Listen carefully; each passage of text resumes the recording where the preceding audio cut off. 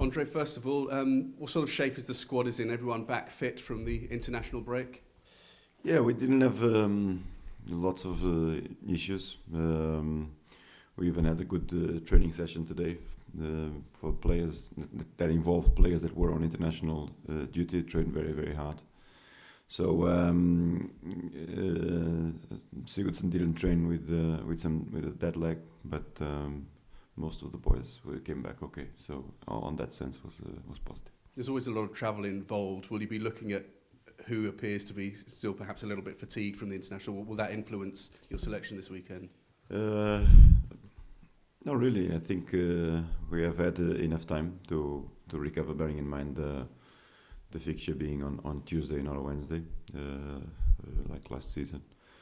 So it gives us a chance to have enough time, enough recovery time, enough sleep for the players involved in the longer trips. Lamela just arrived, just landed in England today, this morning. So yeah, he wasn't involved in the training. He'll only be involved tomorrow. But I would expect them to, they're used to this kind of trips and effort. I'll expect them to be okay for the game. Is this, in a sense, where the season almost starts for real? The transfer window is gone. No longer got the whole Gareth Bale situation hanging over you. All your signings are in. The international break has gone. Do you see it now as if right now we can really just focus on this team and the club? Yeah. Well, I can't disagree with that because we have gone past 6 weeks in pre-season where, our starting squad has nothing to do with the way we finished in the end of the transfer window. So at the moment, every time that we have to bond together as a team is essential to form a team. The players we have really stepped up a level in terms of individual quality. Everybody will compete very, very hard for a place in the team. So yeah, it looks like a new start for us. I know we spoke to you yesterday and you said that Tottenham aren't title contenders. I think a few people might be surprised to hear that, bearing in mind that the sort of progress that you like to be thinking. Where do you see yourself then if you're not title contenders? Well, our objective is the same, is Champions League qualification. It never crossed our mind to do anything different, bearing in mind the changes that we have made. I think this is minimum requirements towards what we want to achieve. I think our level of expenditure in the transfer market raises expectations, but they have to be real expectations, not false expectations. So this is my point of view. We don't have the experience to deal with the pressure of a team that plays for the title. We have never done it, in these recent years, and we will compete as usual for the Champions League places, bearing in mind that we assume the responsibility of having failed that objective the season before, and we want to do better this season. You've had 3 matches in the league so far this season, haven't yet scored from open play. Is that a concern, and is that something that you're looking at? Maybe there'll be a rethink this week, perhaps look at Jermaine Defoe, perhaps, or change the way you approach. No, I don't think it's a concern. I don't think it's a concern, absolutely, because we had the 20 shots against Palace, 20 shots against Swansea, and 16 shots against Arsenal. We had more possession in all of the games than any other team. To have penalties is a consequence of our attacking football. In the end, the goals came in another way from a penalty kick. Last season we had lots of goals scored from open play, lots of goals scored from outside the box. At the moment, the pattern is that we have been getting penalty kicks to finish our situations, but I'm not worried whatsoever. If it's lots of shots but they're not going in, people might look at the fact you've got a well-known goal scorer sitting on the bench who came in the Europa League and scored goals, and wonder if perhaps Jermaine might get a few more minutes and perhaps a couple of starts. Yeah, people can look whatever they want. Is it obviously something you're considering though? You always look. No, it's not a worry for me. What is happening with the team? I have goal scoring ability in both Soldado and Defoe. Defoe has responded extremely well in the game against Tbilisi at home. I don't We don't need to throw him in every time to prove that he's a proven goal scorer. At the moment, we've made all of these games that we were involved. We haven't started the 4-4-2. We've started with one off the striker. There is a big possibility that we will continue that way for the weekend. So in Soldado and Defoe, we have two great goal scorers, and we just have to make the right decision. During the international break, Kyle Walker made a lot of headlines, and then after the game against Ukraine, there perhaps a bit of criticism of his performance as well. Do you think it might have been wise to have perhaps pulled him out of the firing line? And have you had to speak to him at all since he's been back about what's happened over the past week or so? Yeah, I spoke with him before the story came out, because the incident was a long time ago. The timing of choice for this news to be released is something that surprises me, but it's the criteria that the editor chose to release a news like that. The player has assumed the responsibility of having failed to set an example, which is, I think, something that it's honourable, but you wouldn't expect him to do it again. I think he assumed the responsibility of having failed as a role model towards young people, and I don't think we will see the incident again. Regarding the timings for the news to be released was a surprise, I think, for everybody. But in the end, is an editorial choice, and I have nothing to say. Did you speak to him specifically about it since he's been back from being international? Yeah, I spoke to him. I think he has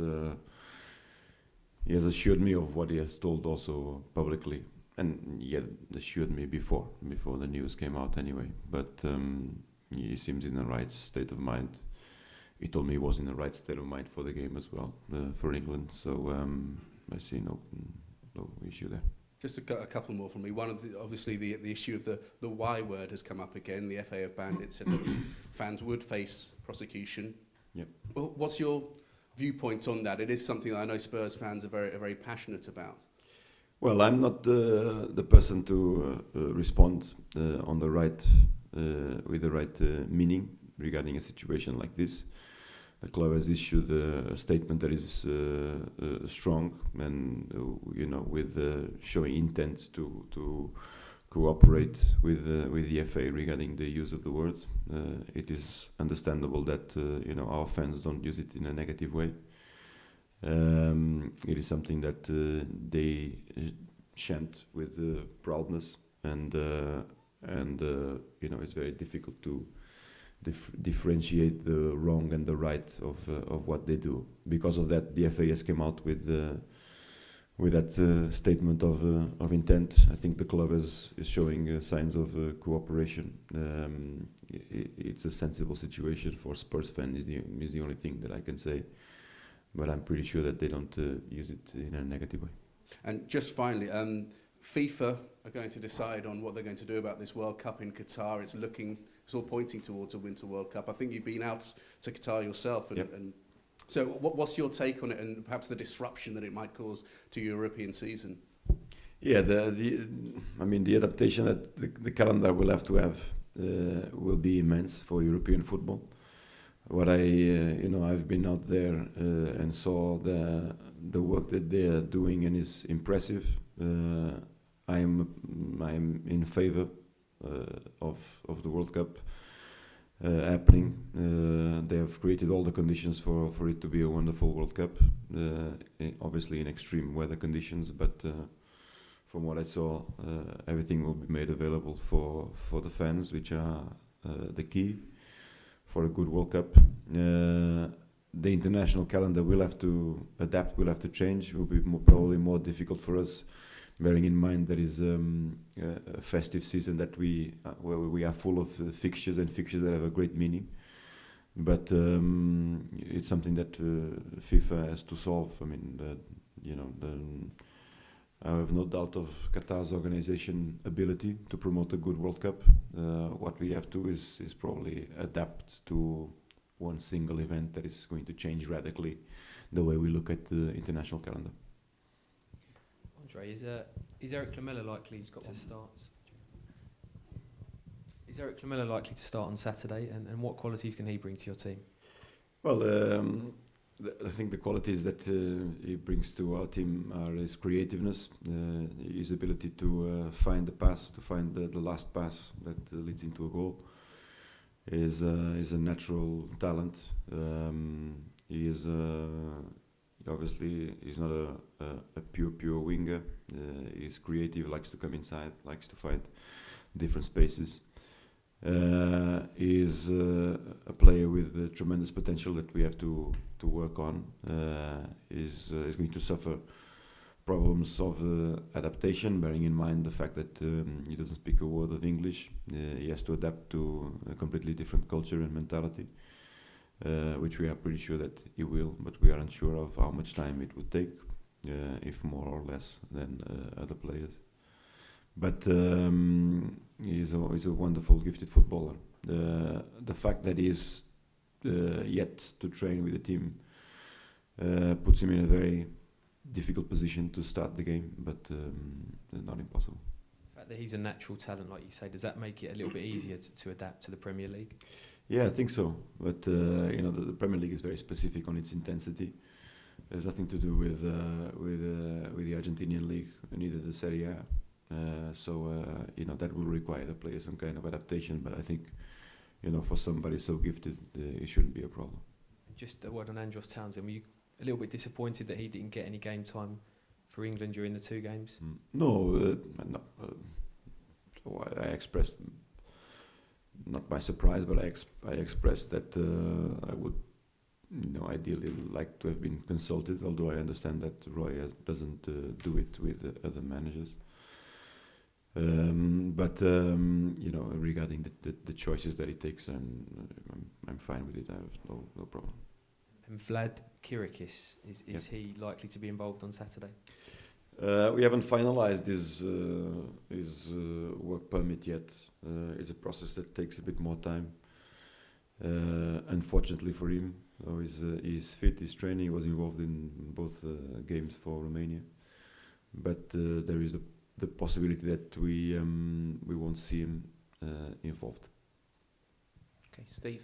Yeah, Andre, I know you're probably very pleased to see the end of the Gareth Bale saga, but I noticed there were TV pictures of him this morning training with his new teammates. Do you have any emotions when you see pictures like that? No emotions. Is it possible that Spurs, at what point will you say that Spurs are a better side without Gareth Bale? No, we lost a wonderful footballer that gives us so much last season, and we wish him all the best. What we have to do is to move on. He's going into a great club, the biggest club in the history of football, and he will want to succeed, and we wish him well in Real Madrid. We have evolved because we have invested a lot in young players. And we want to develop a strong team that puts us in the elite of English football. That's what we strive for. It could have been made easier with him, with a player of his dimension, of his qualities. In the end, I've told you that we were in a position that we had to think if had we kept them, what would be the consequences of our acts, and how difficult it could have been to bring the player back to a level of motivation to work for us. What sort of test are Norwich going to be for you this weekend? Norwich had a difficult start of the season. The game against Everton was a game that they struggled, although they got the draw at home. Losing to Hull City against 10 men was a result that was hard to take, but the win against Southampton gave them a big lift. I think Norwich have evolved a lot individually. The players that they have signed are players that are experienced, great talent. From Leroy Fair to Van Wolfswinkel to Tete, player that they had last year that has the ability to do ever so well. From Olsen to the return of Basson. So the individual quality is there. I think they will go past a bit of the same that we are going past, which is to bond the team together. But I think they are very, very well managed, and they are a team that last year we couldn't beat in any occasion. So we have to be in our toes. How likely is it that the Dane Christian Eriksen will be in the lineup this coming weekend? It's a big possibility, but it's not a certainty yet because, and I explained to you the reasons. The market finished on Monday, but we signed 3 players that trained for the first time with us on Friday, 2 weeks ago, and they have since departed to international duty, and we just saw him back today. So to train with the team, to have the experiences with their colleagues, for Eriksen, for Vlad, and for Eriksen, we haven't had time enough to bond together. So it's something that we have to work on. Do you see him becoming a starter in the upcoming weeks in the Premier League? Sorry? Do you see him becoming a starter in the upcoming weeks in the Premier League? I mean, we don't. What we do in the transfer market is with the expectancy of these players becoming world stars, and I think what happened with the Christian is a bit of what happened with Van der Vaart and Schneider when they were in Ajax. You reach the moment in their career that they have become extremely important for the team. And the club that goes there and gets them does a great transfer move, and we expect great things of Christian Eriksen. So at the moment we would like to develop him into becoming that type of important player for us as well. Did you have a chance to see his international games here in the break, and if so, what do you think of his performance? Yeah, I saw both games. I joked with him a little bit because he has to thank the Malta defender for scoring that goal for him. But I mean, he had good games, good results as well. So he was in happy moods. Jerry, last couple, please. Andre, with so many new players coming in, especially from overseas and so many languages, and as you say, Eric doesn't speak English yet, Yep. How difficult will it be for them to knit as a unit, and how long will you give them to see, or how long will you expect until you see them working as a real team? It's very difficult to think of it, of how much time it's going to take. I think what makes it easy for us a little bit is the amount of games that we have coming into September and October, because I think it's with games that we have the opportunity to put them together. And for them to get to know each other. In training, it's been very, very difficult because of the international fixtures. In October will be the same, but we have these 5 fixtures in September that allows us to have the opportunity to throw them into the pitch and see them develop.